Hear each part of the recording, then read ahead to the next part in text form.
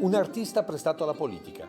Potremmo definire così Elio Armano, che ha alternato la sua vocazione di scultore a quella di comunista, sindaco e vicepresidente del Veneto. Un volto che racconta un tratto di storia delle nostre terre, da giovane negli anni 60 con i restauri delle statue dell'Isola Memmia di Prato della Valle, all'impegno politico nel PC di Enrico Berlinguer, del quale visse il dramma della morte il 7 giugno dell'84.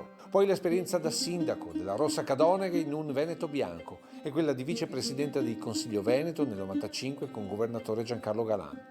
Ere geologiche della politica, sulle quali comunque l'artista ha sempre cercato di incidere, ma anche di tradurre l'esperienza in materia, che nel tempo sono diventate esposizioni, come quella aperta sabato scorso a Solighetto, dove esempi di questi continui vasi comunicanti tra impegno politico e di traduzione della materia sono diventati questi oggetti, molti dei quali non a caso di Creta. La Creta è intesa proprio come terra, perché consente di mettere insieme, il lavoro smaliziato dell'artista, ma anche proprio il rapporto diretto con il materiale, quello dei bambini che giocano affondando le mani nel fango, insomma.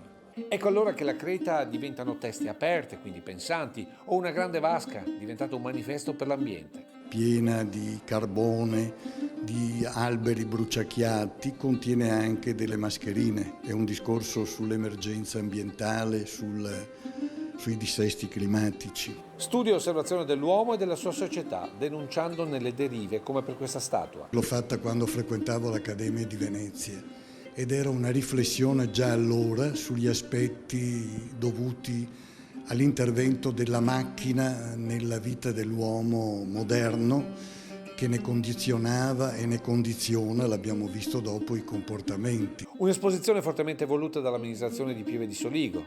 Una persona che ha saputo anticipare in tantissime occasioni i tempi e soprattutto questa sua sensibilità verso l'ambiente, verso la terra, verso ciò che è giusto, lo ha portato a essere amico di un nostro importante concittadino, Andrea Zanzotto, e quindi nel 75esimo anno di Elio Armano abbiamo voluto omaggiare sia Andrea Zanzotto ma soprattutto Elio Armano con questa sua mostra personale. Una mostra visitabile fino al 25 ottobre, in un percorso dove scoprire i segni di un'epoca dove la politica era forse e soprattutto cultura.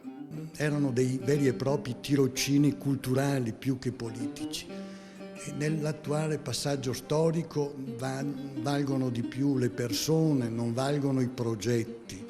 Ed è anche difficile riconoscere il confronto sulle idee. Vale il gesto, la pubblicità, il grido e non il confronto. Io continuo a pensare che abbiamo bisogno di grande determinazione nel confrontarci sul piano delle idee, nelle cose da fare, anche in questa fase.